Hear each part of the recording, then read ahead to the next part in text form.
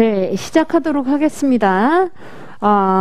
저희가 이제 안 본 지 한 2주 됐죠. 그쵸? 2주보다 더 이제 되신 분들도 있고, 2주 정도 이제 되신 분들도 있는데, 우선은 이제 바로 우리 진도 들어가기에 앞서서 간단하게 제가 좀 설명을 드릴게요. 우선은 강의 계획서 먼저 좀 보시면 되겠습니다. 강의 계획서에 이제 다른 부분을 읽어보시면 되고, 강의 목표, 두 번째 페이지 한번 보세요. 우리가 이 기를 통해서 무엇을 얻어가야 되는가, 이 부분을 여러분들이 보시면 좋겠습니다. 자, 우선은 첫 번째로 이 기는 시뮬레이션이 여러분들의 목표가 되어야 됩니다. 그러니까 시뮬레이션이 뭐냐면, 물론 이제 우리가 모의고사에서 푸는 문제가 똑같이 시험에 나오면 좋겠지만 그럴 확률은 그렇게 높진 않아요. 완전 똑같진 않습니다. 그렇기 때문에 다양한 문제들이 이제 최대한 많이 풀어보면서, 자, 이걸로 됐다, 이게 아니라 이 주제가 이렇게 사용될 수도 있고 이렇게 변형이 될 수도 있고 이렇게 통합이 될 수도 있구나, 이것을 여러분들이 많이 생각을 해보셔야 돼요. 그래서 우선은 모의고사는 제가 심심하니까 내는 게 아니겠죠. 중요하니까 내는 겁니다. 그래서 기본적으로 이제 모의고사 같이 공부를 해보면서 여기에 이제 보충 문제를 제가 드립니다.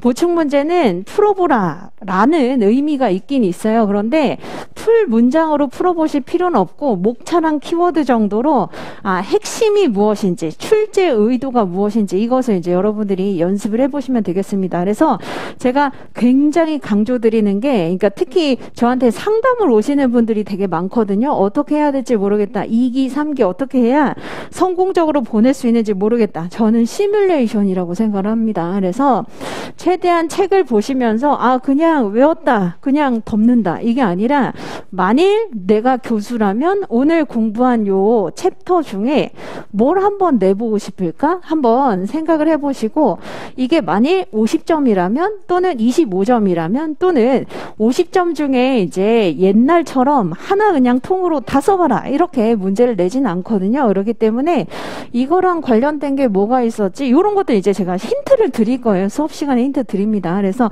결국 우리 시험은 잘 조합을 하는 거예요. 잘 조합을 하는 것이기 때문에 시뮬레이션, 여러분들이 이제 2기 때부터는 좀 이렇게 시뮬레이션 해보시고, 당연히 아직 구멍 나 있는 지식이 있습니다. 그 부분은 제가 채워 드릴 거예요. 그래서 첫 번째가 이제 시뮬레이션이 목표고, 자, 그 다음에 두 번째로 본인의 위치 파악과 보완입니다. 그래서 자, 여러분들이 많이 합격 수기를 읽어보시면 어떤 분은 등수가 의미가 있었다라는 분도 있고 등수 의미가 없다라는 분도 있는데, 어떻게 생각하시면 되냐면, 나는 굉장히 잘 썼다고 생각하는데 생각보다 등수가 낮을 경우가 있습니다. 지금 현재 한 900 몇 명 정도가, 이제 한 950명 정도가 수강 신청했기 때문에, 그래도 이제 여러분들이 내가 우선은 상중 하중에 어디에 해당이 된다, 이걸 가늠을 할 수는 있을 거예요. 그래서 특히 못 썼으면 그냥 공부하시면 됩니다. 그런데 잘 썼는데 생각보다 점수가 낮다 또는 등수가 낮다라고 하는 거는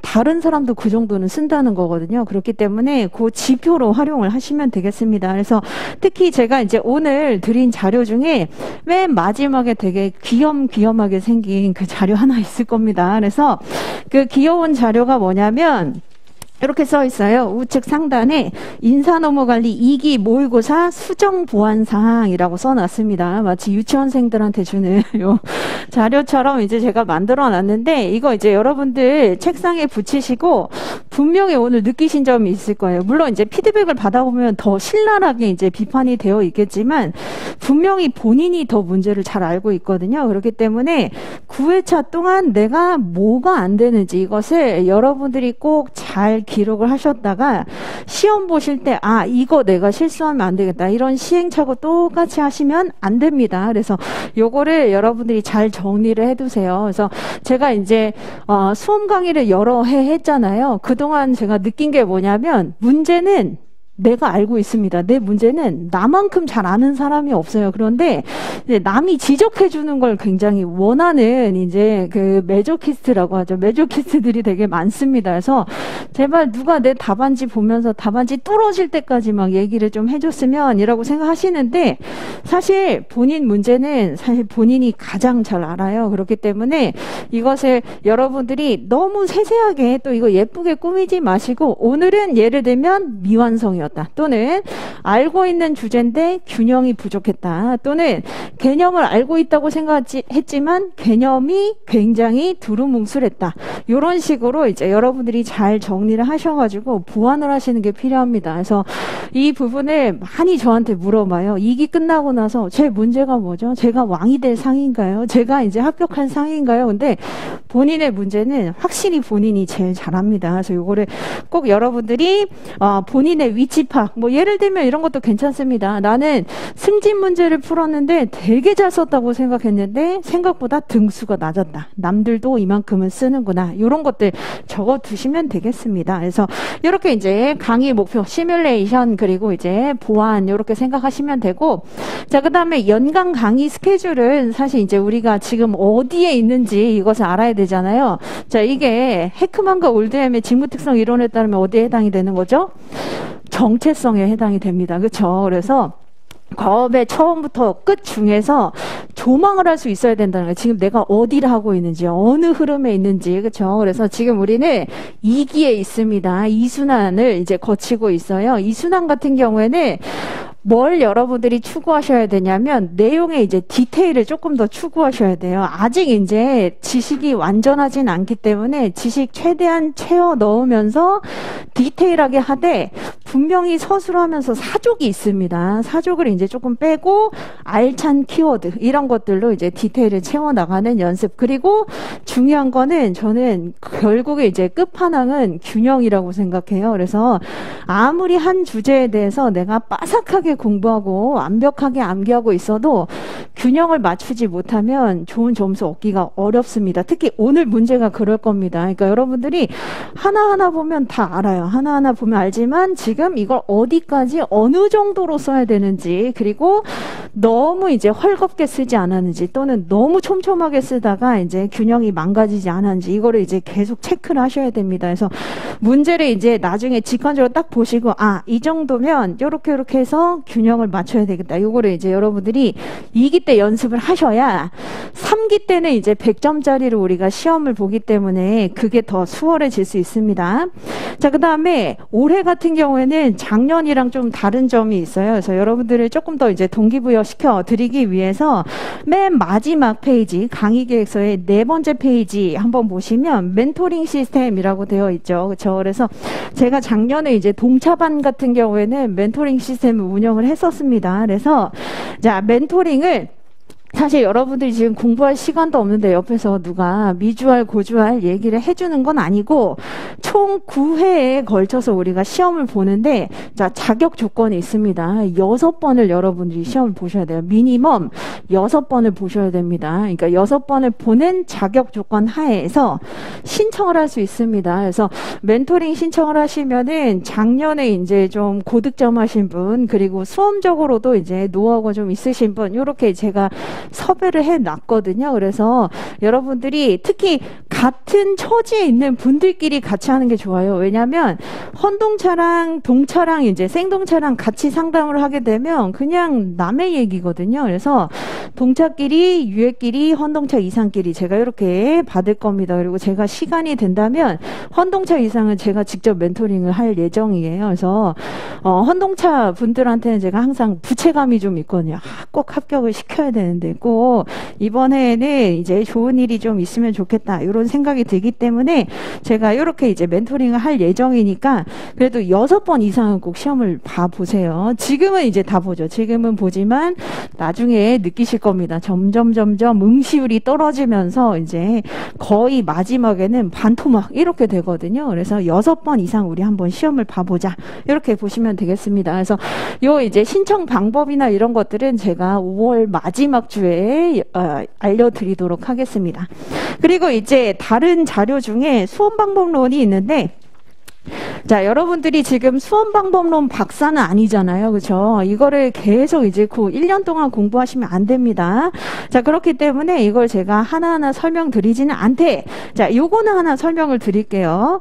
자, 지금 이 시점에 여러분들이 많이 하는 실수가 있습니다. 그래서 우선 동차 같은 경우에는 한 글자 한 글자 다 모두 씹어 먹으면서 완벽하게 외우려고 하는 이제 습성이 있습니다. 왜냐하면 지금 이제 언제 볼지 모르기 때문이에요. 시간이 없기 때문입니다. 그런데 진도가 안 나가요. 진도가 안 나가고 악순환으로 계속 이제 번아웃이 나중에 오게 됩니다.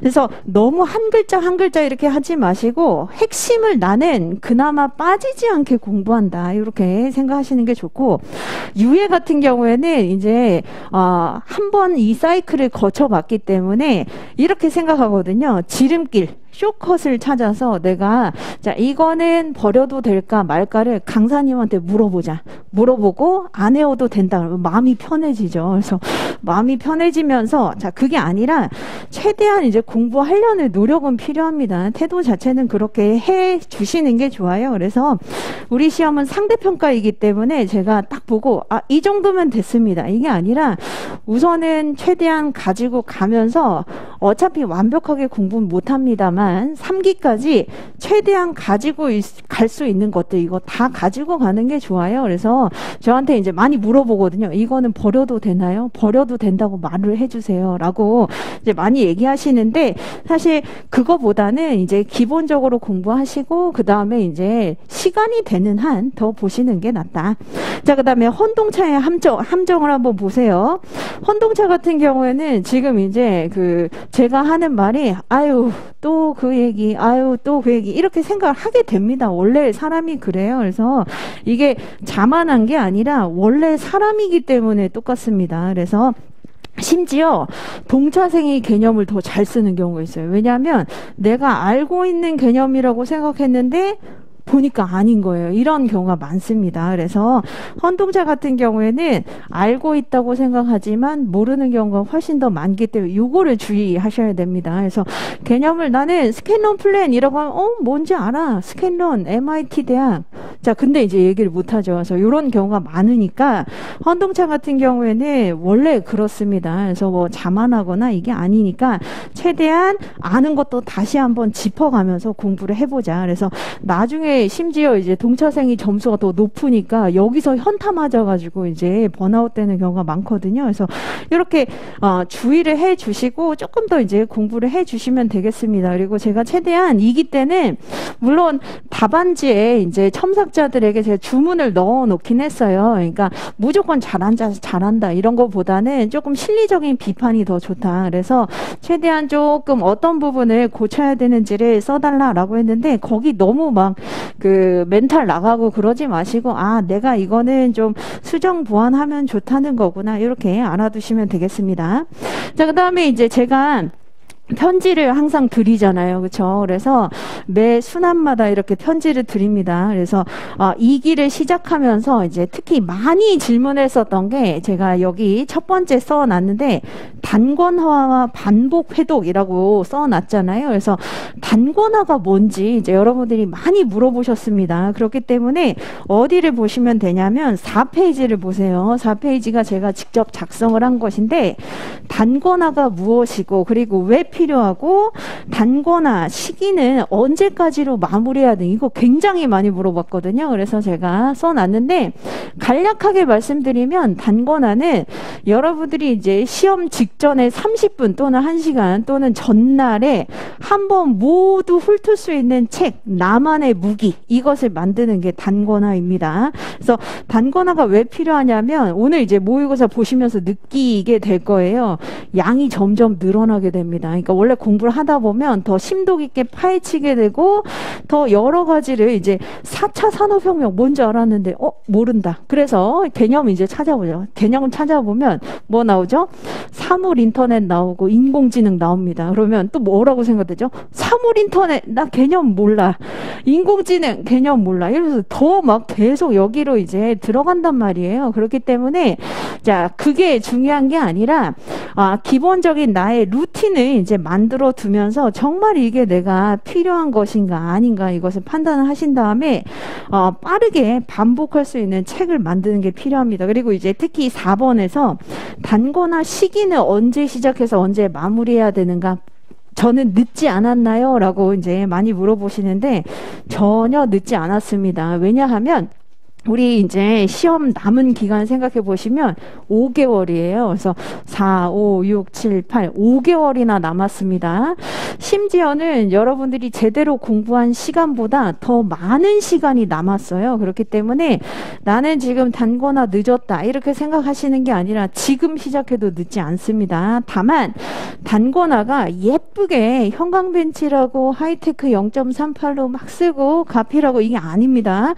정리만 하는 게 단거나가 아니라 우선 이해를 연기 때 이제 1기 때 들은 부분을 기반으로 해서 이해를 하고 그 다음에 깔끔하게 정리하는 게 필요해요. 왜냐하면 우리가 이제 답안지 써 보시면 아시겠지만 자, 안다고 다 쓸 수 없다. 그리고 내 안에 있는 그 무궁무진한 그 여러 가지 지식이나 그림들 이런 것들을 깔끔하게 커뮤니케이션 해야 됩니다. 그러려면은 여러분들이 어떻게 해야 되죠?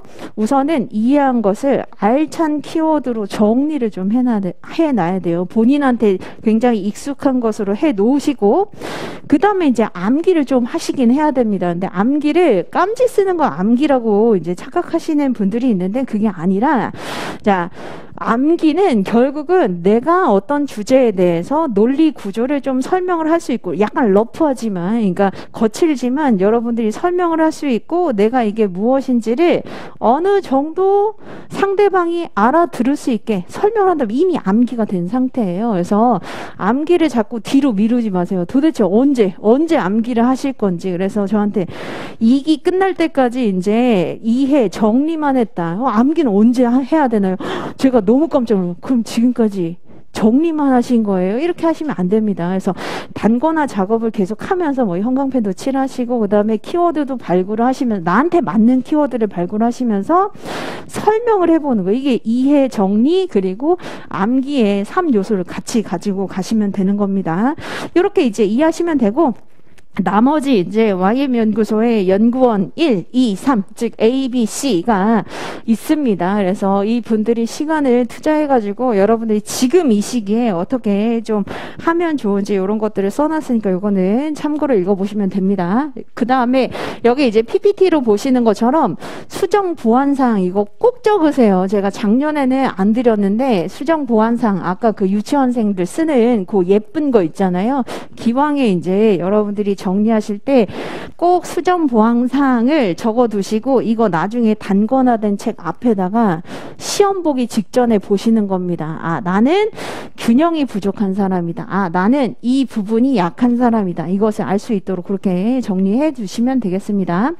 그리고 이제 오늘 그 문제랑 해설지 같이 보면서 제가 설명을 좀 드릴게요. 그래서 오늘 문제 그리고 해설지 꺼내 두시면 되겠습니다.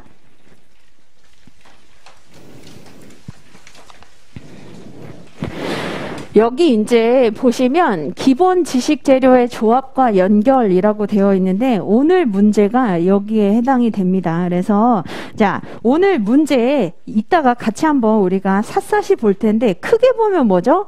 과학적 관리론에 대한 내용, 그리고 4차 산업혁명에 대한 핵심 내용, 그리고 사회기술 시스템 이론을 적용을 하는 거, 그리고 노동의 인간화를 적용하는 거, 요 네 가지를 이제 쓰는 것인데 우선은 어떻게 생각을 하시면 되냐면 우리가 공부는 이렇게 하게 됩니다. 이게 뭘 얘기하는 거냐면 예를 들어서 1편에 뭐 노란색, 하늘색, 뭐 녹색, 핑크색 있고 2편에 이렇게 있어요. 그러면 우선은 아 이런 것들이 있구나 외우진 않습니다. 그러니까 순서를 외우진 않아요. 근데 아 이런 게 있구나 조금 더 중요한 게 있고 비중이 조금 덜 중요한 게 있잖아요.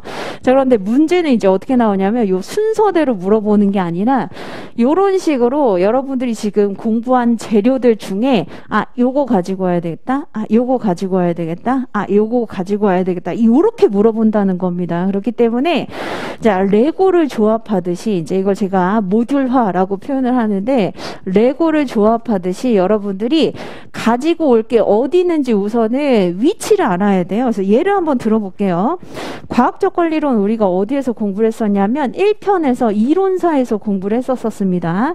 자, 그 다음에 4차 산업혁명 이거 어디에서 공부했었냐면 2편에서 기술환경에서 이제 공부를 한 적이 있어요. 물론 여러분들이 완벽하게 쓰지는 않는다 하더라도 그래서 4차 산업혁명은 기술에 대한 부분입니다. 그래서 2편에서 공부를 했었다. 자, 그 다음에 여기 사회기술 시스템 이론, 그 다음에 노동의 인간화라고 하는 것을 우선 여기에서 여러분들이 노동의 인간화가 이론이었었나? 이데올로기와 같은 어떤 신념이나 철학 아니었었나? 사조 아닌가? 이렇게 생각이 될 수 있는데 자, 그 부분은 나중에 제가 설명을 드릴게요. 그래서 우선 사회기술 시스템 이론 그리고 노동의 인간화 이거 어디에서 공부했었냐면 4편의 직무관리에서 직무설계에서 공부를 했었습니다. 그래서 지금 물어본 게 1편, 2편, 4편 이렇게 이제 나와 있는 것을 이런 방식으로 이제 조합을 해야 된다는 거예요. 조합을 해야 된다. 그런데 자, 조합을 할 때 이제 여러분들이 신경 쓰이는 게 뭐냐면 우선 이것도 쉽진 않아요. 빨리 이제 머리를 빨리빨리 돌려가지고 이거 1편, 그 다음에 이거 2편, 그 다음에 뭐 4편 이렇게 이제 추려내는 것도 쉽지 않지만 연결을 시켜야 되거든요. 그렇죠? 그래서 이 연결고리라고 하는데 이제 여러분들이 한 2기 마지막이 되면 강박을 갖게 됩니다. 그래서 연결고리가 난 없어. 점수가 안 나올 거야. 라고 생각할 수 있는데 자, 이 부분에 이제 우리가 어떻게 연결고리를 잡을 수 있는지를 제가 좀 설명을 드릴 테니까 이거 한번 같이 봅시다. 자, 지금 이제 1번 문제, 여러분들 문제 똑같아요. 그래서 1번 문제인데 크게 보면 과학적 관리론, 4차 산업혁명, 그리고 이론 두 가지 이렇게 물어보고 있잖아요. 그래서 물론 어디에서 어떻게 써야 되는가 이것도 중요한데 출제 취지를 잘 파악을 해야 됩니다. 그러니까 여러분들이 그 기생충 영화 보면 너는 큰 그림이 있구나 라고 얘기를 하잖아요. 그림을 그리셔야 돼요. 그러니까 쓰기 전에 우선은 이게 이제 나만의 큰 그림으로 이러한 게 통상 이제 문제에서는 뭘 묻냐면 문제점을 물어봐요. 문제가 있기 때문에 그걸 어떻게 극복하거나 관리를 해야 되는지 이렇게 물어보는 편입니다. 그래서 여기 우선 보시면 과학적 관리론 그리고 4차 산업혁명 물론 이거 중요하긴 합니다. 그런데 우리 어떻게 생각할 수 있냐면 과학적 관리론은 뭐죠? 사람을 생산의 한 요소로 봤다는 겁니다. 그렇죠? 물건, 기계처럼 다뤘다는 거예요. 그리고 사람을 경제적 인간관으로 보면서 돈으로 동기부여 시키려고 했었었고 그러다 보니까 어떻게 했다? 사람을 마치 물건 다루듯이 기계 다루듯이 그렇게 했다는 겁니다. 자, 그런데 갑자기 생뚱맞게 4차 산업혁명이 나와 있어요. 이거는 자, 여러분들이 얼마나 유식하냐 그리고 4차 산업혁명 시대에 지식인이냐 이걸 물어보는 게 아니라 뒤에 이제 사회기술 시스템 이론을 고려한 직무설계, 노동의 인간화 이론을 고려한 직무설계를 생각을 해봤을 때 4차 산업혁명은 결국 뭐죠? 기계혁명이에요. 기술혁명입니다. 그렇죠? 기술혁명, 기계혁명이라고 할 수 있는데 자, 결국 그냥 좋은 게 나타났다. 그러니까 이걸 고려하자. 이게 아니라 기술이 뭘 하기 때문에 사람을 지금 대체할 수 있기 때문에 그렇죠? 그래서 사람을 대신 대체할 수 있기 때문에 지금 사람의 가치가 어떻게 됐다는 거죠? 완전히 지금 바닥으로 떨어졌다는 겁니다. 그래서 지금 보시는 과학적 관리론 그리고 4차 산업혁명은 물론 이제 채워가야 되긴 하지만 어떻게 생각하셔야 되냐면 사람의 어떤 존엄성이나 가치나 인간성이나 이런 것들이 훼손된 것을 이제 1번에서 지금 얘기를 해줘야 되는 거구나. 이렇게 생각하시면 되고 자, 그래서 이제 2번에서 사회기술 시스템 이론, 그 다음에 노동의 인간화 이론 우선은 개념이 필요하긴 합니다. 그래서 각각의 이제 개념을 묻지 않아도 개념을 써주셔야 내가 정확하게 알고 있다는 걸 드러낼 수가 있어요. 그래서 사회기술 시스템 이론은 뭘 얘기하는 거죠? 핵심은 그겁니다. 너무 기계가 발전한다고 이제 그것만을 맹신한 나머지 사람의 심리적인 욕구 이런 것들을 도외시하게 되면 오히려 생산성이 더 낮아지게 된다. 그래서 자, 여기에서 이제 핵심 그 취지를 한번 생각해 보시면 사회기술 시스템 이론은 자, 사람의 사회적인 욕구를 고려해서 직무 설계를 해야 된다라고 하는 것이 이제 하나의 그 주요한 내용이고 그다음에 노동의 인간화는 뭐죠? 자, 인간다운 삶을 위한 노력은 어디에서부터 시작이 돼야 된다? 직무 설계에서부터 시작이 돼야 된다. 그래서 인간다운 삶 인간다운 삶을 어떻게 해야 되는지. 그러면 요거 이제 머리에 크게 한번 생각해 보시면 두 덩이입니다.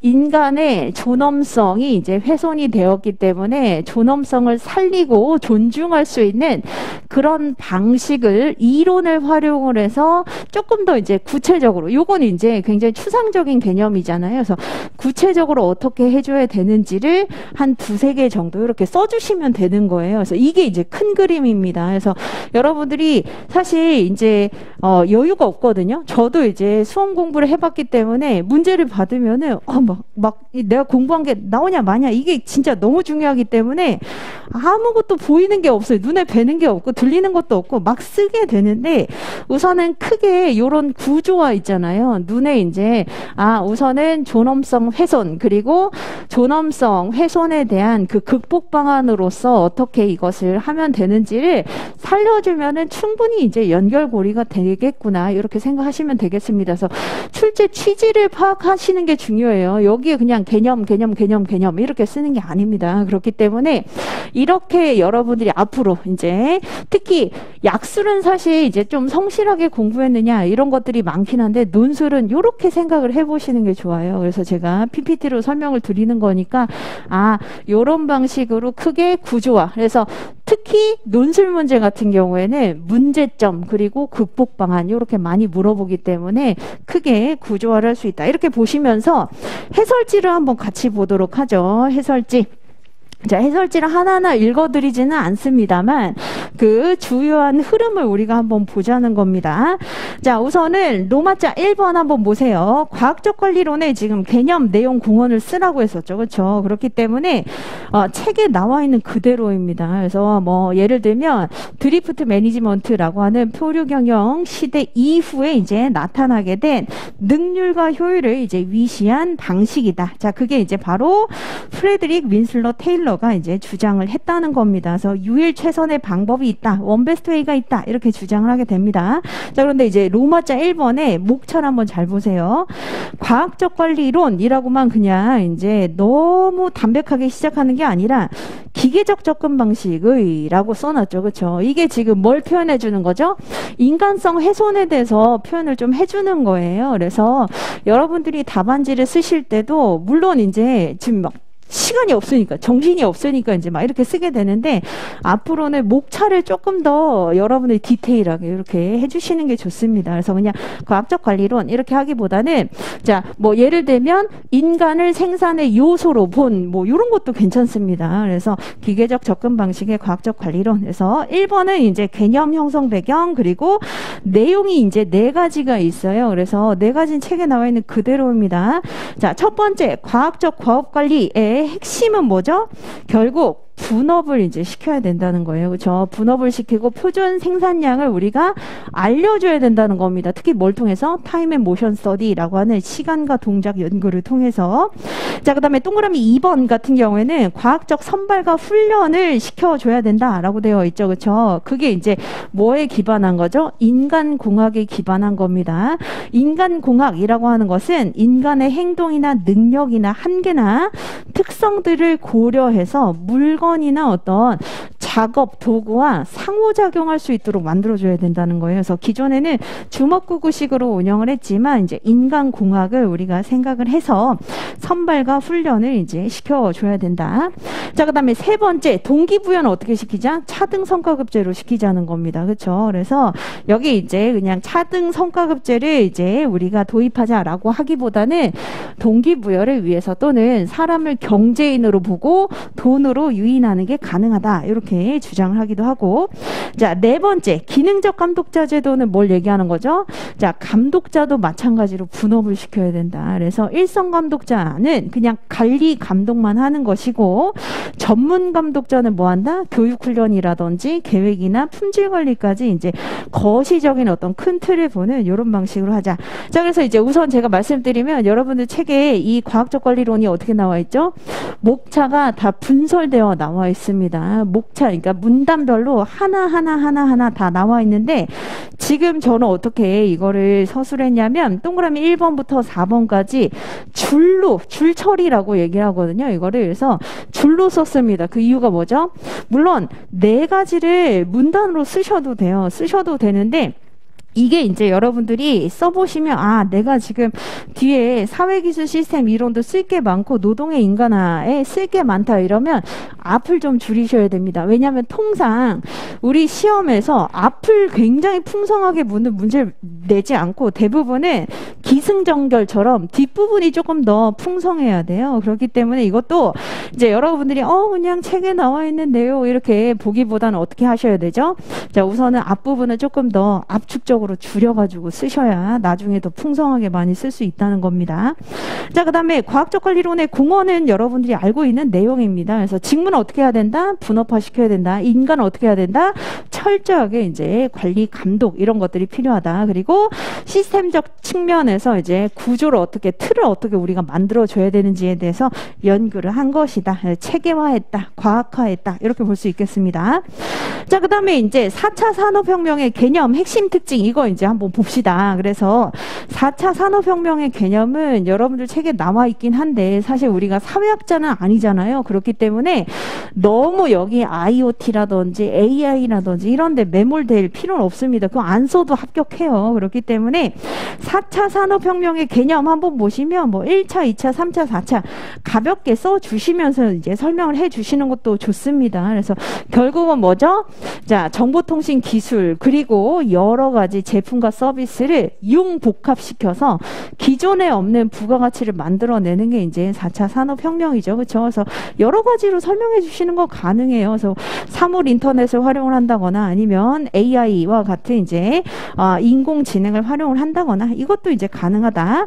자, 그 다음에 이제 핵심 특징을 한번 보도록 하죠. 여기에서 이제 여러분들이 출제 의도를 얘기를 해 주셔야 돼요. 그래서 그냥 4차 산업혁명 우리가 그래도 제가 일기 때 뭐라고 했었냐면 그래도 이거 하나만은 좀 기억을 하자라고 하는 게 바로 융합입니다. 연결, 융합 이거는 기억나시죠? 그렇죠? 그래서 기존에 있었던 제품 서비스에 여러 가지 이제 그 경계 범위 없이 제한 없이 연결시킬 수 있다는 겁니다.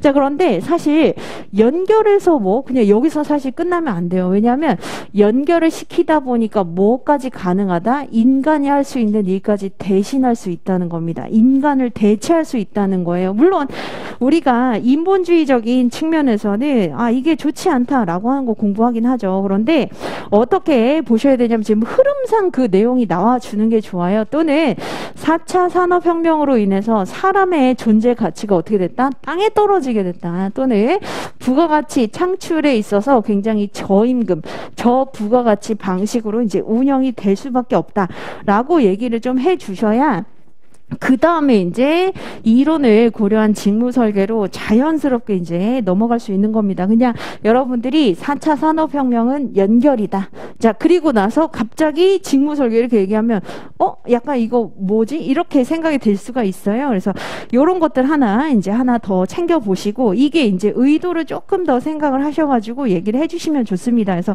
이게 첫 번째 문단의 동그라미 1번에 마지막 문단, 그 문장을 보시면 어떻게 된다? 이런 이제 융합으로 인해 기술 발전으로 인해 사람의 일자리를 대체한다라고 하는 논의가 있다는 겁니다. 자, 뿐만 아니라 우리가 책에서 하나 더 공부하긴 했었는데 뭐 이제 생각을 해보시면 좋냐면 기극경제입니다. 임시직 근로자들이 훨씬 더 많이 양산이 될 것이다. 자, 양산이 된다 해서 끝나는 게 아니라 사실 어떻게 된다는 거죠? 약간 단기간으로 쓰이고 버려진다는 거잖아요. 그렇죠? 그렇기 때문에 여기 보시는 것처럼 동그라미 2번에 네 번째 줄에 임시적 고용관계라고 하는 기그 이코노미가 확대가 되면서 사람의 존재 가치가 어떻게 된다?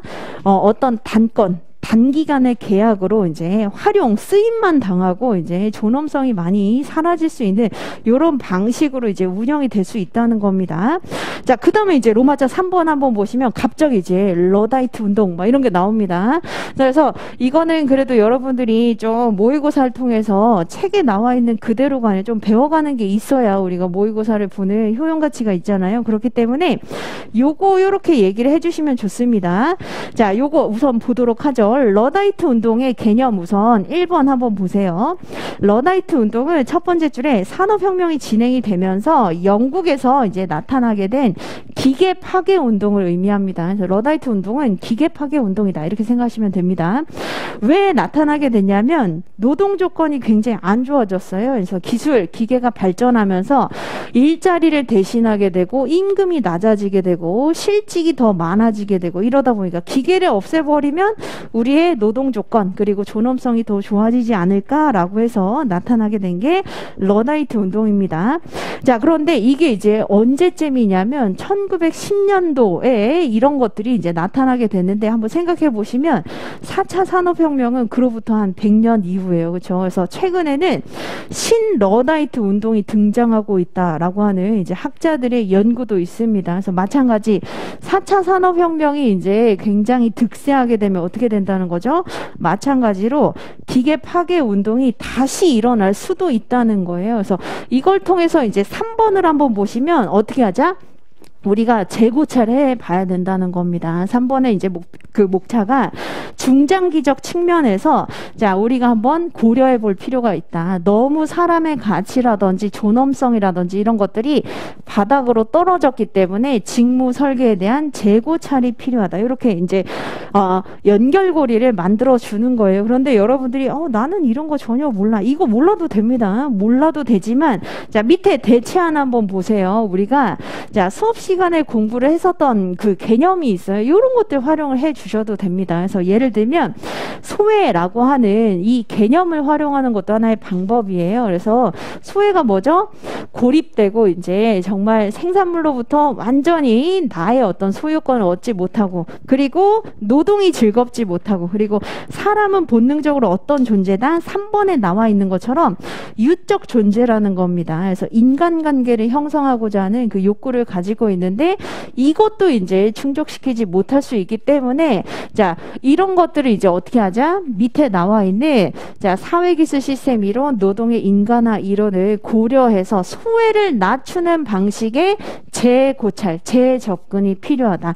이런 것들을 사실 이렇게 중간에 끼워주시면 좋습니다. 그래서 이게 이제 여러분들이 나중에는 어떤 강박이 생기냐면 로마자 1, 로마자 2, 로마자 3, 로마자 4에 모든 연결고리를 다 걸어주시려고 하는 이 강박이 생기거든요. 근데 그렇게 하다 보면은 막상 중요한 내용, 본질을 놓치는 경우가 있습니다. 그래서 제가 말씀드리는 게 뭐냐면 요런 방식으로 자 로마자 1, 로마자 2 그리고 로마자 3에 그냥 하나의 연결고리로 흐름을 보여주시는 것도 좋은 방식이라는 거예요. 그래서 너무 하나하나 이렇게 다 고리를 걸어 주실 필요는 없고 이 중에서 사실 나는 시간 없다 라고 하면 3번만 쓰셔도 됩니다. 그래서 로마자 3번에 3번 있잖아요. 그래서 중장기적 측면에서 직무 설계에 대한 재고찰이 필요하다. 요 이제 한 단락 정도. 그래서 제가 1, 2번 같은 경우에는 여러분들의 이해를 돕기 위해서 이렇게 이제 설명을 드린 겁니다. 그래서 러다이트 운동은 여러분들 책에 보시면 어디 이제 그 내용으로 나와 있냐면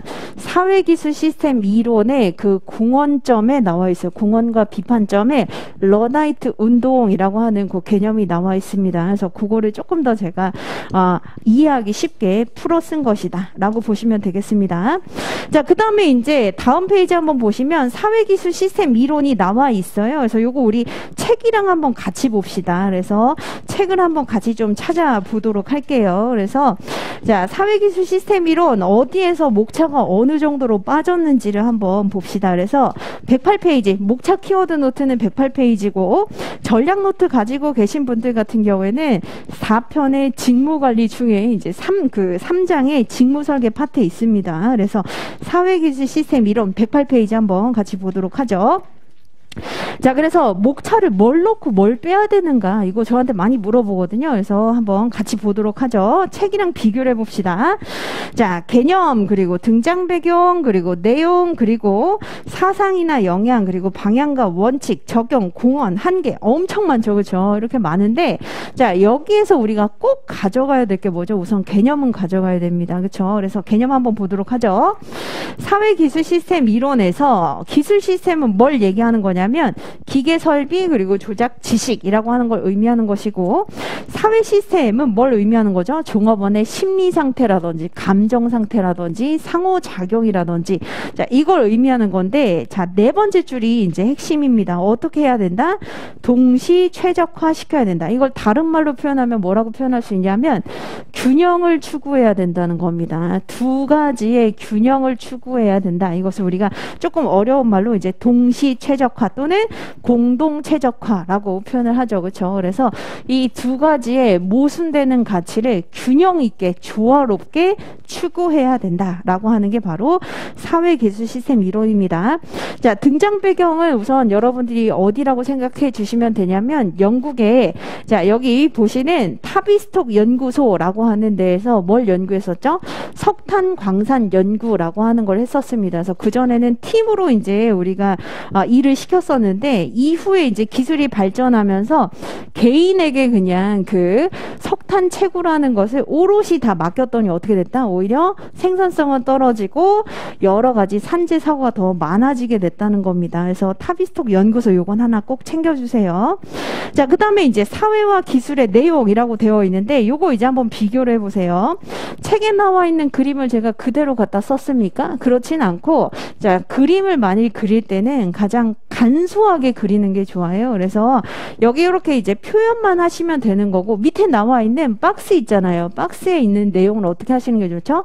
설명을 해주시는 게 좋습니다. 그래서 자, 여기서 사회가 무엇이고 여기서 기술이 무엇인지를 조금 더 구체적으로 한번 표현을 해보겠다. 그래서 자, 사회는 뭘 얘기하는 거죠? 조직 내에 있는 구성원, 그리고 집단, 그리고 감정, 태도, 그리고 상호 의존성 같은 것들을 의미를 합니다.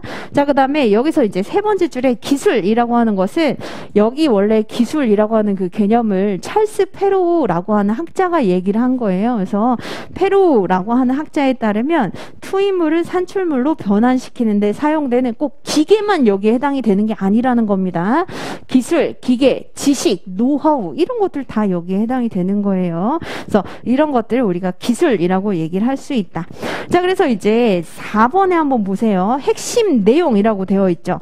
이게 이제 사실은 사회기술 시스템 이론에서 여러분들이 반드시 설명을 해 주셔야 되는데, 핵심 내용에서 설명하셔도 되고 아니면 개념에서 설명하셔도 됩니다. 자, 중요한 건 뭐죠? 세 번째 줄입니다.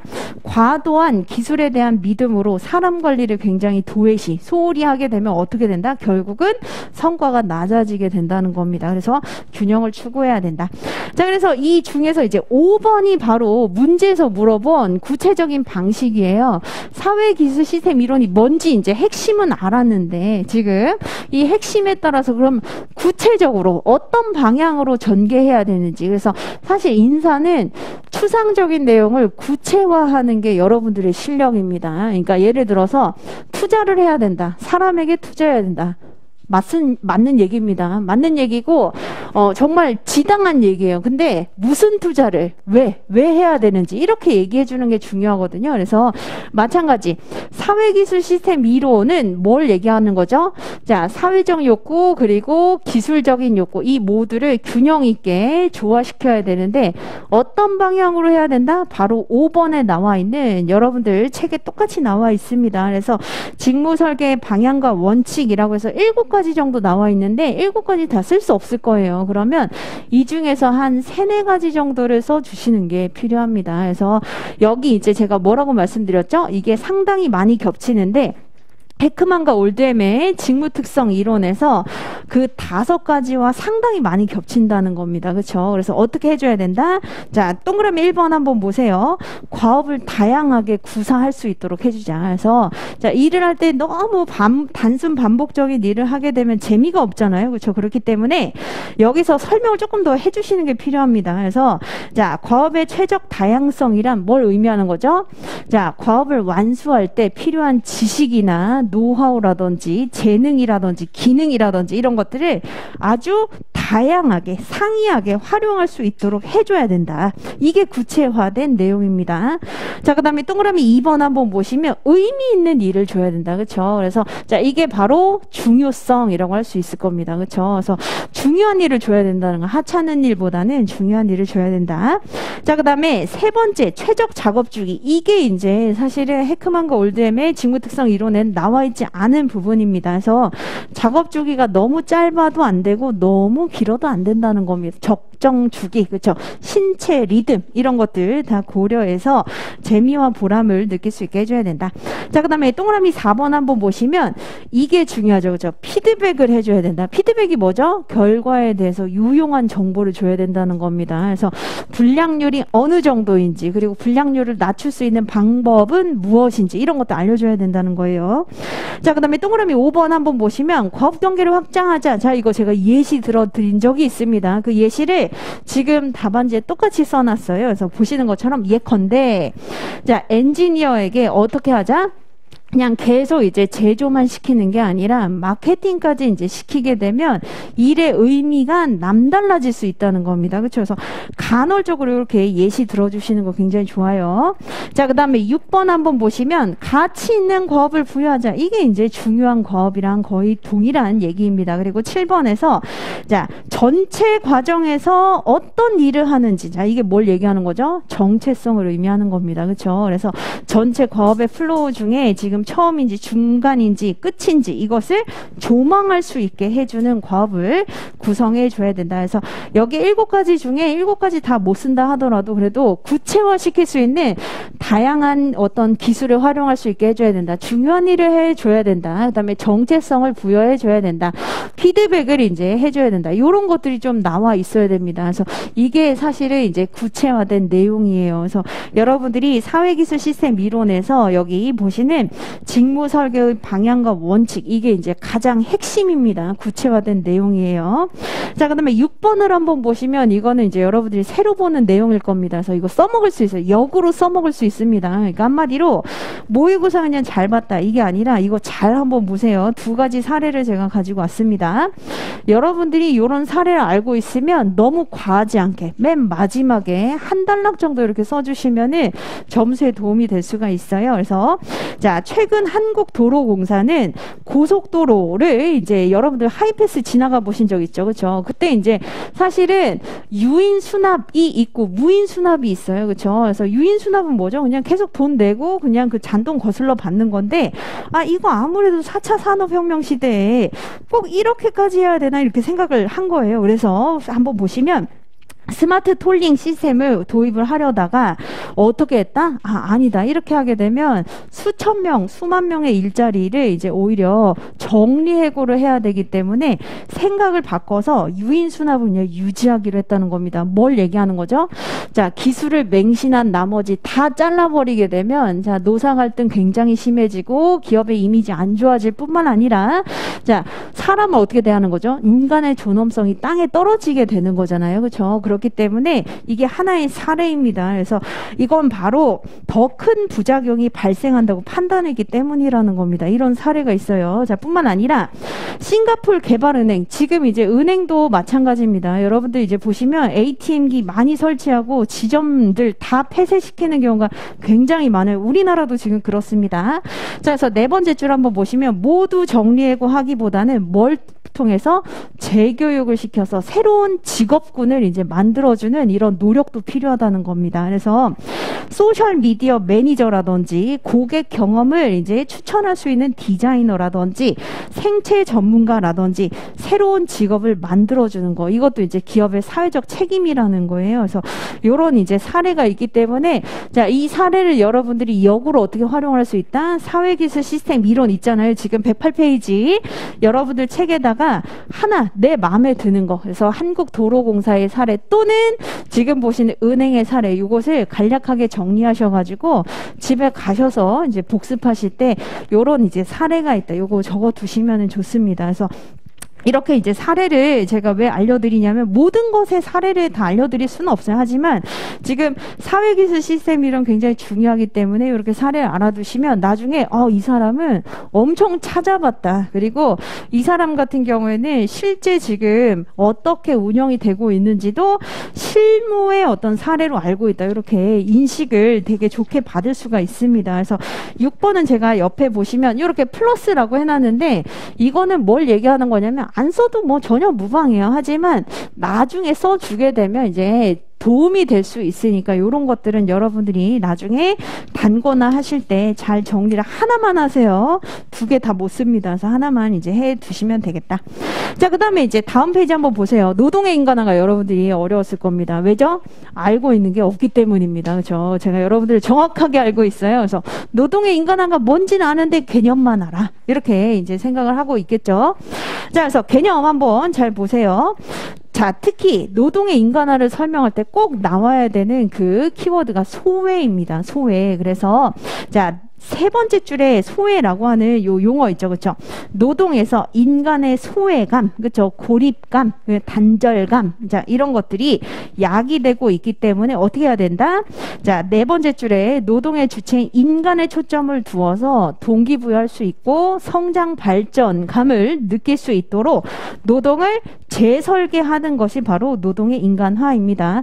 물론 이제 제가 이제 말씀을 드리면 노동의 인간화는 하나의 사조일 수도 있어요. 한마디로 철학일 수도 있다는 겁니다. 이게 이제 이론이라고 하니까 이론? 이게 이론이었었나? 철학 아닌가? 아니면은 어떤 현상 아닌가? 이렇게 생각할 수 있는데 너무 이 부분을 이렇게 깊게 생각하실 필요가 없는 게 어떤 학자는 이것을 철학으로 보고 어떤 학자는 이론으로 볼 수 있는 것이고 어떤 학자는 이것을 사상으로 볼 수 있는 거예요. 그래서 이게 위상이 어떻게 되지? 여기서 고민할 필요가 없습니다. 그래서 이것도 하나의 이론으로 보는 학자들도 있다는 거예요. 그래서 자, 결국 인간다운 삶은 어디에서부터 시작돼야 된다? 직무 설계에서부터 시작돼야 됩니다. 자, 하지만 노동의 인간화를 구체화할 수 있는 그 방법, 이거 굉장히 어렵거든요. 그래서 이제 우리가 정리해 봅시다. 자, 여기 이제 3번을 한번 보세요. 아라비아 숫자 3번 한번 보시면 노동의 인간화 같은 경우에는 여러분들이 여기에 꼭 나와 있는 게 아니라 다양한 방식으로 가능한데 제가 이제 우선 이해를 돕기 위해서 자, 매슬로우의 욕구 단계설을 활용하는 것도 하나의 방식입니다. 그래서 저차 욕구부터 차근차근 우리가 다 충족시켜 주는 게 어떻게 보면 인간다운 삶을 이제 충족시킬 수 있는 그 방식이라는 겁니다. 그래서 저는 이제 이런 방식으로 여러분들이 프레임을 나누는 연습도 필요하다고 보는데 보세요. 3번에서 노동의 인간화 이론을 고려한 직무설계 방향으로 목차를 어떻게 짰죠? 소극적 의미, 적극적 의미 이렇게 짰습니다. 그래서 쌍가로 1번은 소극적 의미, 그 다음에 두 번째 쌍가로 2번이 적극적 의미인데 이거 뭐라고 생각하시면 되냐면 소극적 의미는 저차 욕구를 이제 해결하는 데에서부터 시작이 돼서 생리적 욕구라든지 안전 욕구 이런 것들 해결하는 데에서부터 시작이 돼서 적극적 의미는 뭐죠? 기업이 엄청 관심을 많이 가지고 비용적으로도 투자를 많이 해야 된다는 거예요. 그렇기 때문에 거시적인 측면에서 확장을 하자는 겁니다. 그래서 여기 이제 특히 미시적, 거시적이라고도 더 나눌 수가 있는 게 자, 삶에 대한 어떤 희망이라든지 동기부여라든지 자아실현이라든지 이런 것들은 적극적 의미라고 볼 수 있는 것이잖아요. 그렇죠? 그렇기 때문에 소극적 의미, 적극적 의미를 이렇게 보시면 되겠습니다. 우선은 소극적 의미는 저차 욕구, 매슬로우의 욕구 단계설 5가지 위계 계층 하이라키 중에 자, 맨 마지막에 나와 있는 생리적 욕구 그리고 안전 욕구를 충족하는 데에서부터 기본적으로 이제 시작이 돼서 그 다음에 이제 고차 욕구를 충족하는 적극적 의미까지 그래서 자, 소속감 느끼게 해주고 존경해주고 존중해주고 그리고 자아 실현하는 데까지 이렇게 이제 우리가 나누어서 적극적 의미까지 이제 우리가 볼 수 있는데 구체적인 방식이 필요하죠. 그래서 이제 구체적인 방식 한번 짚어봅시다. 자, 소극적 의미는 우선 두 번째 줄 한번 보세요.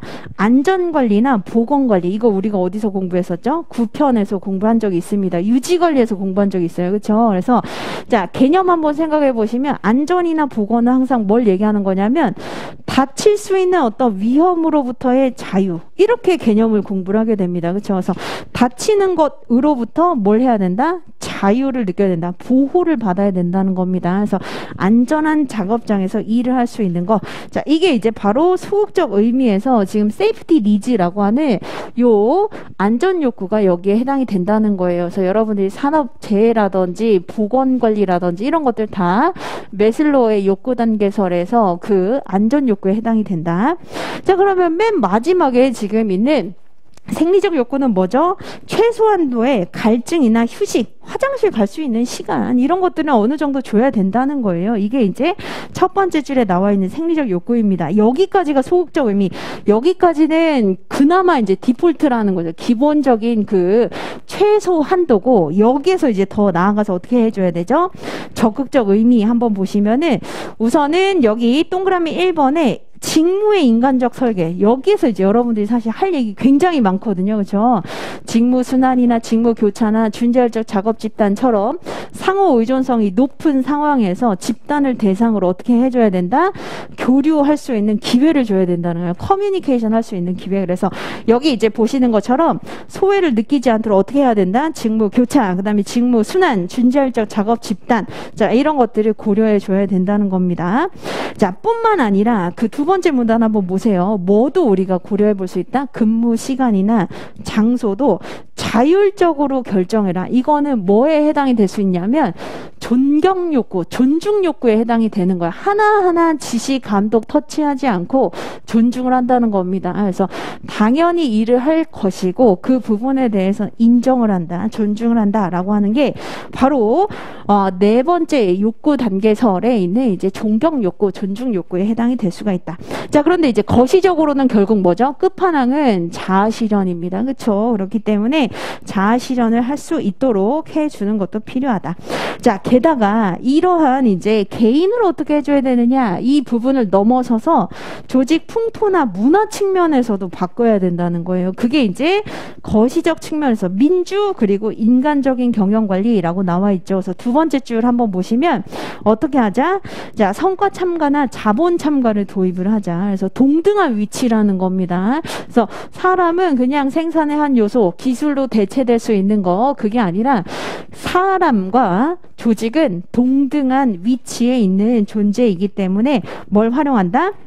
성과의 과실을 같이 나누어 가지자는 겁니다. 그래서 이런 제도를 도입을 한다거나, 자, 참여제도. 자, 이거 우리가 어디서 공부한 적 있죠? 호송공장 실험에서, 자, 경청하는 것이 심리적인 스트레스 해소에 도움이 된다, 이렇게 공부를 했었잖아요. 그래서, 자, 참여제도를 우리가 활용을 한다거나, 아니면, 자, 네 번째 줄에 어떻게 해야 된다? 성장과 발전을 지원하는 교육훈련 프로그램들을 우리가 고려해 봐야 된다. 그래서 지금 보시면 깨알같이 뭐가 이제 지금 바로 박혀 있냐면 키워드들이 엄청 박혀 있는 거예요. 그래서 여러분들이 우선은 이렇게 생각하시는 게 좋습니다. 여기 있는 거 다 써야 되겠다. 다 못 씁니다. 하지만 나한테 와닿는 게 있을 거예요. 그래서 나는 이걸로 생각하니까 이해도 잘 되고 하나씩 설명할 수 있을 것 같아 라고 하면 매슬로우의 욕구 단계설로 설명하는 방법, 또는 자, 매슬로우의 욕구 단계설은 지금 구성원 개인 한 명에게 이제 국한된 내용이기 때문에 여기 거시적 측면은 뭐죠? 조직 분위기나 풍토나 문화적인 측면에서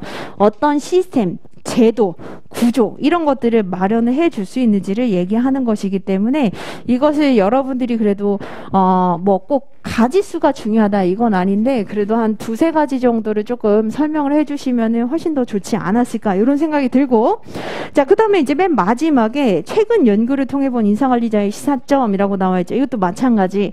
자, 잡크래프팅은 우리가 개념을 공부했는데 이럴 때 써먹어야죠. 그렇죠? 그래서 잡크래프팅의 개념이 뭐였었죠?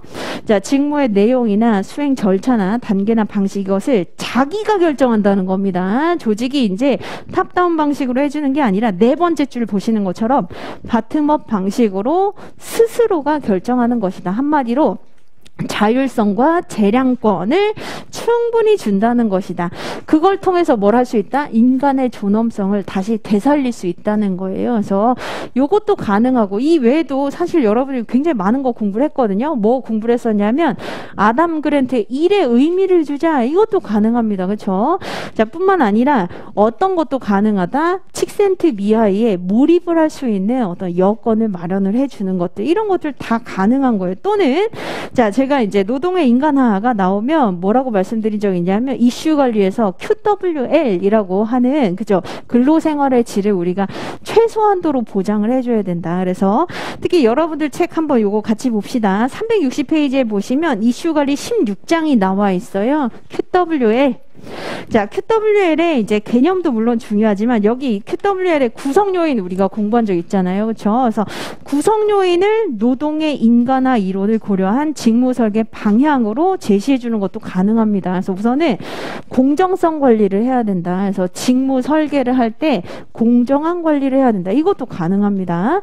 자, 뿐만 아니라 안전하고 건강한 작업 조건. 이게 뭐죠? 아까 여기 세이프티 니즈라고 하는 안전 욕구에 해당이 됩니다. 자, 그다음에 능력 개발 그리고 능력을 발휘할 수 있는 기회 이게 뭐죠? 자아 실현에 대한 거예요. 그렇죠? 그래서 자, 교육 훈련 투자를 통해서 우리가 자아 실현해 줄 수 있도록 하자. 자, 그다음에 직장 분위기 5번 한번 보시면 이게 바로 각종 참여 제도입니다. 그래서 조직을 다녀보다 보면은 이제 어떤 아이디어도 얘기하지 마. 아, 너무 성가시고 귀찮으니까 얘기하지 마라고 하는 그런 이제 경직된 문화도 있지만 자유스러운 문화 그리고 뭔가 아이디어를 개진할 수 있는 자연스러운 풍토 이런 것들도 필요하다는 겁니다. 자, 그리고 이제 7번에 보시면 직장생활과 사생활의 조화라고 하는 것도 노동의 인간화에서 이제 우리가 추구할 수 있는 방식이에요. 그래서 여러분들이 이런 이론이 나오면은 나 뭘 써야 될지 모르겠어 라고 생각하지만 자, QWL에 나와 있는 지금 이 구성 요인 요거 쓰셔도 되는 겁니다. 자, 뿐만 아니라 바로 앞장으로 하나만 넘어가 보도록 하죠. 바로 앞장에 뭐가 있냐면 자, GWP라고 있습니다. Great Workplace라고 나와 있죠. 그렇죠? 그래서 359페이지 즉 가족 친화적 인적 자원 관리의 맨 마지막에 이제 제가 박스 하나 더 추가를 해놨는데 자, 일하기 훌륭한 일터를 만들어 주는 것도 어떻게 보면은 노동의 인간화가 될 수 있는 거예요. 그렇죠? 그래서 요거 이제 정리를 해봅시다. 그래서 GWP의 핵심 가치는 뭐가 필요하다? 우선 첫 번째 신뢰 그리고 두 번째 자부심 그리고 세 번째 재미로 구성이 되어 있다. 그래서 상사와 경영진에 대한 굳건한 믿음 즉 신뢰가 필요하고 그리고 두 번째는 이제 여기 보시는 자부심이잖아요. 그렇죠? 그래서 일에 대해서 의미를 느낄 수 있어야 된다는 거예요. 그 다음에 세 번째는 재미입니다. 그렇죠? 그래서 재미는 뭘 얘기하는 것이죠? 서로 이제 팀워크를 느끼면서 우리가 다양한 기술이나 재능을 발휘할 수 있는 이런 것들 이것도 쓸 수 있다는 겁니다. 그래서 여러분들이 진짜 너무 어렵다라고 생각하는 부분이 바로 이것인데 물론 다 쓸 수 없어요. 하지만 지금 보시는 여러 가지 중에 내 마음에 더 잘 와닿는다. 그리고 내가 봤을 때는 이거 이렇게 내가 정리해서 쓰면은 굉장히 좋은 점수 받을 수 있을 것 같다라고 하는 두세 가지 정도를 이제 여러분들이 추리시면 되는 겁니다. 그래서 자, 인사관리에서 무조건 자, 이거 드릴 테니까 그냥 똑같이 외우세요. 이게 아니잖아요. 그렇죠? 그렇기 때문에 우선은 여러분들이 오늘은 뭘 공부를 얻어 가셔야 되냐면 요겁니다. 앞으로 문제를 볼 때 어떻게 해야 된다? 큰 그림 그리면서 구조화 시킬 수 있어야 된다. 그래서 묻는 게 네 가지라 하더라도 문제점이 무엇인가 그리고 그것을 어떻게 우리가 관리하거나 해결할 수 있을까 이 큰 구조를 그리시면서 그 다음에 노동의 인간화가 굉장히 추상적인 내용이지만 뭘 쓸 수 있다고요? QWL의 구성 요인이라든지 아니면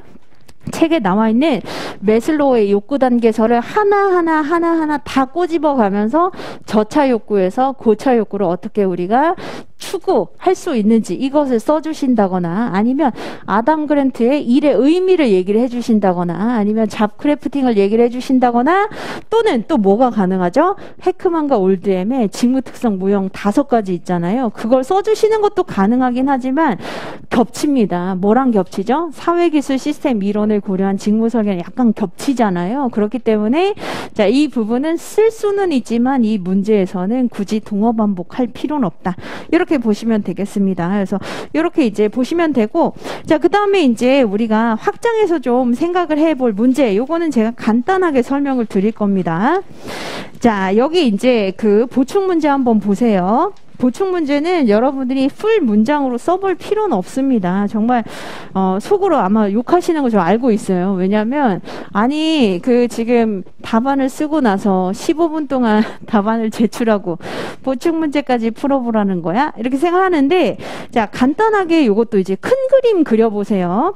자 문제 2번에 자 과학적 관리론 그리고 인간관계론의 내용과 평가 그리고 두 이론의 공통점과 차이점을 제시하고 자 이 문제는 우리 시험 문제로 기출이 한번 됐었던 겁니다. 여기까지 기출이 됐었어요. 그래서 과학적 관리론, 인간관계론의 각자의 내용 그 다음에 한번 비교해봐라. 여기까지는 나왔었던 문제입니다. 그런데 이제 문제는 뭐냐면 이 이론들이 어떻게 현대 기업에 적용이 되고 있는지를 한번 설명해 보시오. 이렇게 이제 문제 내면 이거는 굉장히 좀 어려운 문제거든요. 그래서 우리가 어디로 넘어가 보냐면 자 제가 하나하나 설명을 다 해드리지는 않고 6페이지는 보시면 압니다. 그래서 제가 목차만 이렇게 적어놨죠. 그리고 7페이지까지 마찬가지 7페이지에 나와 있는 자 여기 이제 차이점은 여러분들 책에 표로 나와 있습니다. 하지만 밑에 나와 있는 로마자 5번 있잖아요. 두 이론들의 적용 요거 한번 봅시다. 자 과학적 관리론 같은 경우에는 그냥 바로 이렇게 적용되고 있다 이렇게 얘기해 주는 것보다 뭘 얘기해 주는 게 좋죠? 핵심 컨셉을 항상 잡아주는 게 필요해요. 그래서 여기 쌍가로 1번에 자 세 번째 줄 한번 보시면 전문화, 효율성, 표준화, 분업의 원리 자 이런 것들을 강조한다. 이게 컨셉이죠. 그렇죠? 그렇기 때문에 자 이것을 이제 어떻게 적용한다? 밑에 보시는 것처럼 자 직무관리 측면에서 어떻게 한다? 확실하게 이제 분업을 할 수 있도록 직무 분석, 직무 평가, 직무 설계를 하게 된다는 겁니다. 뭘 활용해서? 타임 앤 모션 스터디를 활용을 해서 이제 우리가 표준 생산량을 정하게 되고 분업을 확실하게 접목시켜 볼 수가 있다. 자, 그 다음에 확보나 개발 관리에서도 우리가 볼 수 있는 게 있습니다. 뭐죠? 과학적인 선발과 훈련이 그 과학적 관리론의 내용이었었잖아요. 그렇죠? 그렇기 때문에 자, 확보와 개발 관리에서도 표준 생산량을 충분히 달성할 수 있도록 이런 법칙이 적용이 현재 되고 있다. 자, 그 다음에 세 번째, 보상 관리에 있어서 어떻게 한다? 자, 돈으로 유인한다 라고 했었잖아요. 그렇죠? 그래서 차등 성과급제를 지금 적용하는 것이 여기에 해당이 된다. 마찬가지 사례가 나와 있습니다. 포드 자동차라든지 아니면 맥도날드 또는 스타벅스도 마찬가지예요. 자, 어떻게 되죠? 분업을 시킨 다음에 누구 한 명 이제 병가를 간다 또는 결혼이 있는다 하더라도 대체할 수 있다는 겁니다. 이런 방식으로 능률, 효율, 합리성 그리고 분업 이런 것들을 최대한 활용하고 있는 게 현대 기업 중에 포드 자동차, 맥도날드, 스타벅스가 여기에 해당이 됩니다. 자, 그 다음에 다음 페이지 한번 보시면 인간관계론을 우리가 풀어본 적이 있다. 언제? 1기 중간고사 때 한번 풀어본 적이 있습니다. 물론 생각이 안 나실 거예요. 그래서 다시 한번 우리가 보도록 하죠. 자, 인간관계론을 적용해서 쌍가로 1번 한번 보시면 자, 컨셉 잡아주는 게 중요하다고 했었잖아요. 뭐가 중요하다? 첫 번째 줄에 나와 있는 사회 심리적인 존재임을 재확인하고 두 번째 줄에 작업장을 어떻게 관리해야 된다? 민주적으로 관리를 해야 된다. 한마디로 의견을 경청을 해야 된다는 거예요. 들어보고 자, 커뮤니케이션 즉 의사소통이 굉장히 중요하면서도 자, 그 맨 마지막 실험이 뭐였었죠? 비공식적인 집단이 자연 발생적으로 이제 존재한다는 걸 알 수 있었죠. 그렇죠? 요 이제 컨셉이 있습니다. 자, 그렇기 때문에 밑에 이제 쌍가로 2번 보시면 어떻게?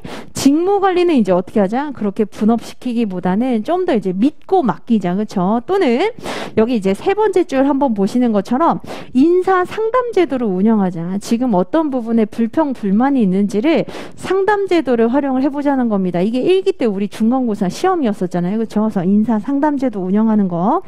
자, 그 다음에 네 번째 줄에 준자율적 작업 집단도 있습니다. 이건 뭘 얘기하는 거죠? 자, 그들 나름대로의 자율성을 보존을 해줘야 된다는 겁니다. 존중을 해줘야 된다는 거예요. 그래서 여기 네 번째 줄에 자, 준자율적 작업 집단을 구성하는 것도 이제 여기에 해당이 된다. 서로 교류할 수 있는 욕구 이런 것들을 인정을 하자. 자, 그 다음에 보상이나 유지 관리에 있어서는 아까 이제 차등 성과급제 이런 게 아니라 어떻게 하자? 칭찬해주고 인정해주고 이게 중요했었잖아요. 그렇기 때문에 네 번째 줄 한번 보시는 것처럼 그들의 이야기를 들어주고 인정해 줄 수 있는 거, 그리고 나름대로 참여의 기회를 충분히 제공을 해주는 거, 이런 것들이 이제 비물질적인 보상이 될 수 있다는 겁니다. 자, 그 다음에 이제 도요타의 사례가 나와 있는데, 도요타 같은 경우에 두 번째 줄 한번 보세요. 일정한 작업 공정을 노동자의 자율적 판단에 맡김으로써 이제 나름대로 재량권을 줬다는 겁니다. 그래서 작업 과정을 조직화하고 있다. 자, 이거 말고 우리 뭐 알고 있죠? 볼보의 사례도 있습니다. 그렇죠? 그래서 볼보 같은 경우에는 다양성, 정체성, 중요성, 피드백 이런 것들 충분히 줬었잖아요. 그렇기 때문에 꼭 도요타의 사례가 아니라 하더라도 볼보의 사례를 이제 들어주시는 것도 가능합니다. 그래서 이렇게 이제 문제 물어볼 수 있어요. 그래서 이 사실 이제 여러분들이 딱 보시면 아, 이거는 상급이다, 중급이다, 하급이다 이렇게 나눌 수 있는데, 제가 말씀드리면 오늘 이제 우리가 풀어본 자, 실제 모의고사 문제는 상급입니다. 약간 어려워요. 왜냐하면 개념이 어려운 건 아닌데 균형 있게 조화시키기가 어렵습니다. 그런데 이 문제는 중급이에요. 왜죠? 자, 만약 문제가 그냥 과학적 관리론, 인간관계론의 내용을 써봐라. 자, 이건 하급입니다. 굉장히 쉬운 문제예요. 근데 자, 여기에 차이점 제시하고 이제 어떻게 적용되고 있는지를 한번 말로 풀어서 우리가 볼 수 있는가.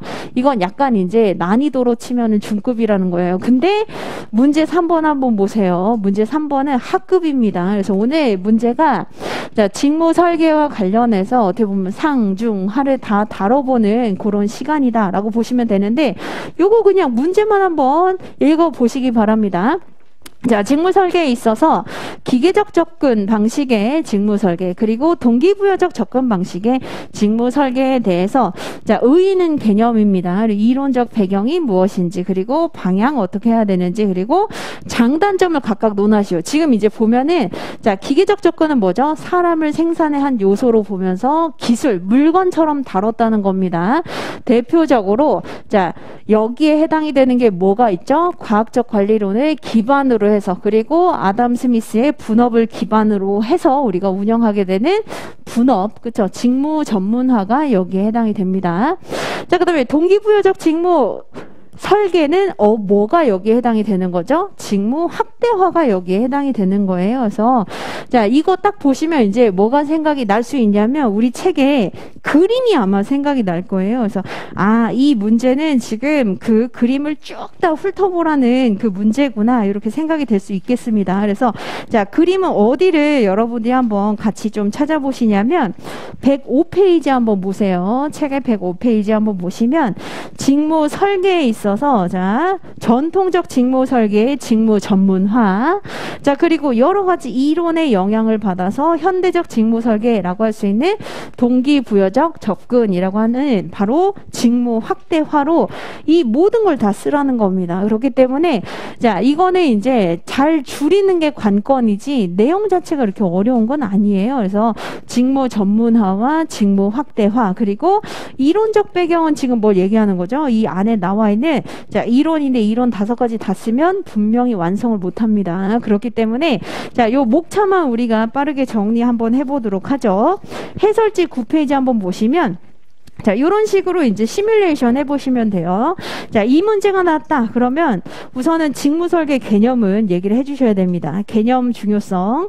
자, 그 다음에 이제 기계적 접근 방식의 직무 설계가 무엇인지 개념을 얘기를 해주셔야 되는 거죠. 그렇죠? 그래서 사람을 생산의 요소로 봤다, 경제인으로 봤다, 돈으로 유인할 수 있다라고 봤다. 자, 그런 방식이 바로 분업이라고 불리우는 직무 전문화이다. 자, 그래서 여기 이제 직무 전문화의 개념, 이론적 배경, 그리고 방향을, 장단점 이렇게 10페이지까지 이제 서술을 한 겁니다. 그래서 굉장히 짧게 치고 나가줘야 됩니다. 지금 쓸 게 많죠. 자, 그 다음에 이제 잘 보세요. 10페이지에 자, 로마자 3번에서 기계적 접근 방식에서 동기부여적 접근 방식으로의 변화. 자, 이게 이제 연결고리라는 거예요. 그래서 마찬가지 하나하나 다 연결하려고 하지 마시고 중간에 떡하니 요런 거 이제 하나 제시를 해주시면 되는데, 자, 그림 비교 비교를 해보시면 어떻죠? 책이랑 굉장히 조금 다릅니다. 책에 있는 거 다 쓰다가는 우리가 완성 못해요. 그렇기 때문에 자, 여기 나와 있는 그림에서 자, 특히 이론은 한 두세 가지 정도만 쓰시면 됩니다. 지금 문제에서 이론을 몇 가지 써라 라고 얘기하지는 않았어요. 그렇기 때문에 그냥 너무 빈약해 보이지 않을 정도의 이론 한 두세 가지 정도 이렇게 쓰시면 된다. 자, 그래서 요 이제 연결고리로 잡아주고 그 다음에 이제 11페이지 한번 보시면 동기부여적 접근 방식의 직무 설계라고 해서 그게 바로 뭐죠? 직무 확대화입니다. 그래서 재미와 보람을 줄 수 있는 방식을 의미하는 것이다.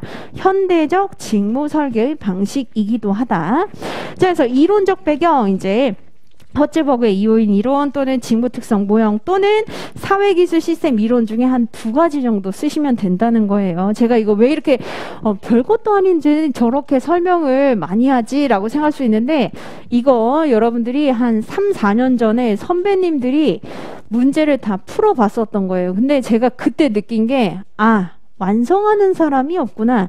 태반이 완성 못합니다. 3번 문제는 굉장히 쉽지만 완성을 거의 대부분 못했어요. 왜? 어디에 매몰되다가 이론적 배경에 5가지 다 쓰다가 그래서 자, 요 부분도 이제 여러분들이 요렇게 지금 쓸 게 많은 경우에는 엄청 줄여야 되는구나. 요거 꼭 기억을 하세요. 그래야 균형이 잡힙니다.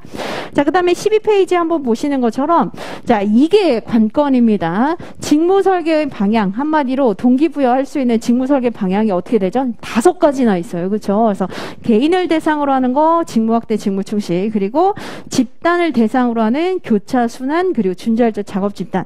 5가지 다 있습니다. 여기에서 또 다 장단점 쓰다 어떻게 된다? 또 완성 안 됩니다. 그렇기 때문에 12페이지에 나와 있는 자, 요 표 옆에 보시는 것처럼 줄처리라고 합니다. 이렇게 빠르게 여러분들이 요약을 하셔야 돼요. 그래서 직무 확대부터 준자율적 작업 집단까지 굉장히 빠르게 줄처리로 요약을 하셔야 된다. 자, 그리고 나서 장단점은 이렇게 우리가 좀 어느 정도 공통된 것을 표준화 시켜줄 수가 있을 겁니다. 그렇게 해주시고 그 다음에 13페이지에 보시면 마지막으로 어떻게 한다? 직무 설계는 결국은 성과로 귀결이 될 수 있다. 퍼포먼스로 귀결이 될 수 있기 때문에 관리자가 신경 써야 되는 중요한 요소이기도 하다. 이렇게 마무리하시면 됩니다. 그래서 제가 이제 여러분들한테 말씀드린 게 뭐다? 오늘 시험 본 건 상급. 자, 그 다음에 문제 2번은 중급. 그 다음에 문제 3번은 하급입니다. 그래서 하급이라고 해서 쉬운 건 아니고 기술적인 부분이고 여기 이제 2번은 중급이기 때문에 여러분들이 요거는 조금 적용이 어떻게 되는지 요건 좀 공부를 하셔야 되고 상급은 오늘 이제 문제도 한번 써보셨으니까 해설지 보시면서 집에서 좀 복습을 해 보시기 바랍니다. 그래서 저희는 이제 15분 쉬고 이제 책 가지고 진도 나갈게요.